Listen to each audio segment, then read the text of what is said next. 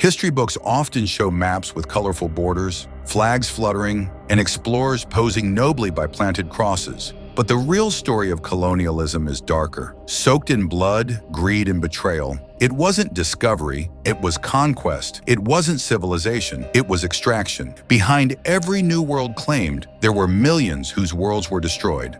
Colonialism wasn't a series of accidents, it was a system. It was how European powers carved up continents, divided people with invisible lines, and stole resources on a scale the world had never seen. Whole civilizations were dismantled for sugar, cotton, gold, and rubber. Borders that made no sense were drawn with rulers and pens, setting up conflicts that still rage today. The price of European progress wasn't paid in money, it was paid in lives, in stolen generations, in cultures erased, in languages silenced. While palaces glittered in London, Paris, and Lisbon, families across Africa, Asia, and the Americas starved, suffered, and resisted.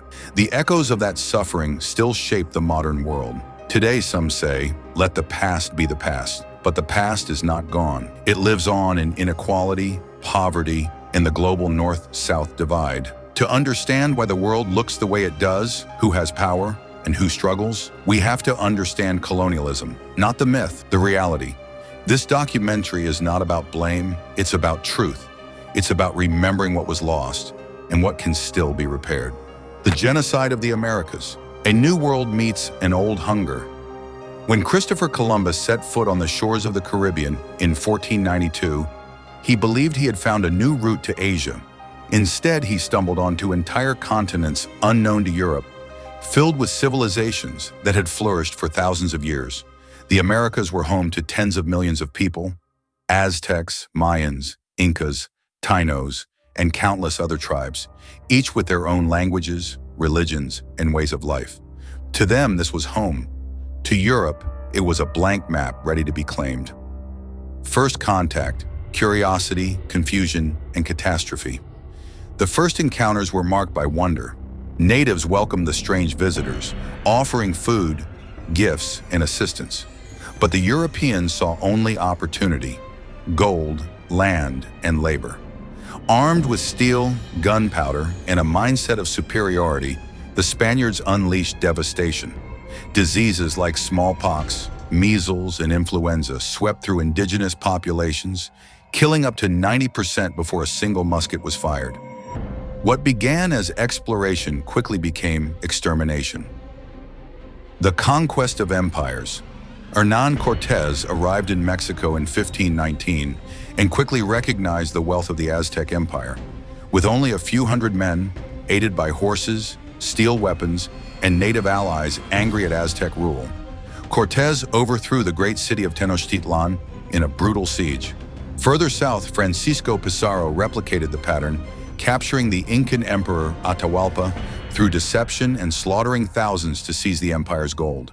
The thirst for precious metals drove mass killings, forced labor, and the total destruction of ancient civilizations. Encomienda system. The Spanish established the encomienda system, a brutal institution where colonists were granted control over native populations. In exchange for forced labor, mining gold, farming crops, building settlements, the Spanish promised protection and Christian instruction. In reality, it was slavery by another name. Entire villages were depopulated as men, women, and even children toiled in horrific conditions. Life expectancy on some plantations and mines was measured in months, not years. Voices of dissent. Not all Europeans accepted the brutality.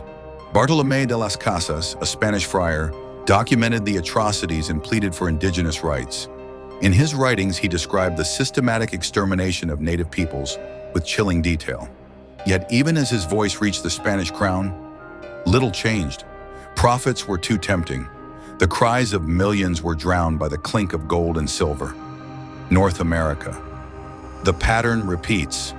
Further north, British and French colonists would replicate these horrors. In New England and Virginia, indigenous tribes were pushed off their lands, massacred, and confined to ever-shrinking territories. Treaties were made and broken with brutal efficiency.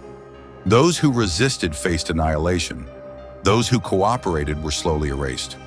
By the 19th century, the dream of manifest destiny would complete the destruction, turning vast native homelands into farms, railroads, and cities. A death toll beyond counting. Scholars estimate that between 50 to 100 million indigenous people died in the Americas after European arrival, through violence, disease, enslavement, and starvation. Entire languages, cultures, and histories vanished. Some areas saw 90% or greater depopulation. It was, without question, one of the greatest genocides in human history, hidden beneath myths of discovery and civilization.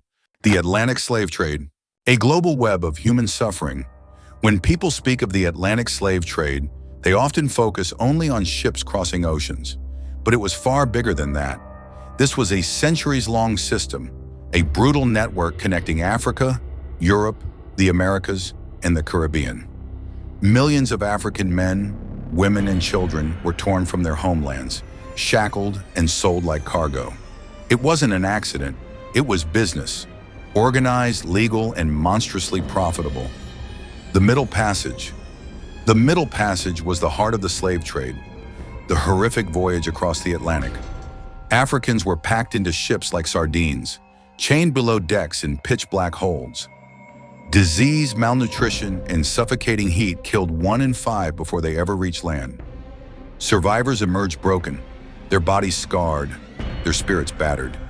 It was a floating graveyard and the foundation of European wealth. Slavery built empires.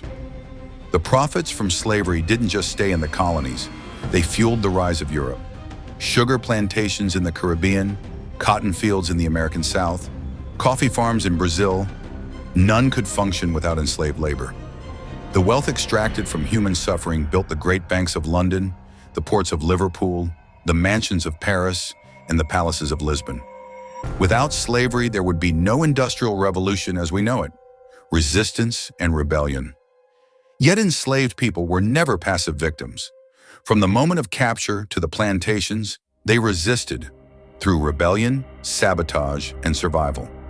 In Haiti, enslaved Africans led the only successful slave revolt in history, defeating French armies and founding the first Black Republic in 1804. Across the Americas, whispers of freedom traveled in coded songs, secret meetings, and daring escapes. Their courage shattered the illusion that slavery was natural or eternal. Abolition, a fight against greed. By the late 18th century, voices rose against the cruelty of slavery. Activists like Olaudah Equiano, Frederick Douglass, and William Wilberforce fought tirelessly to expose the trade's horrors. Newspapers published searing testimonies. Pamphlets circulated with diagrams of suffering. Despite fierce opposition from those who profited, the movement grew. Britain banned the slave trade in 1807. America followed. But true freedom would take much longer, and the scars remained, a legacy that still haunts.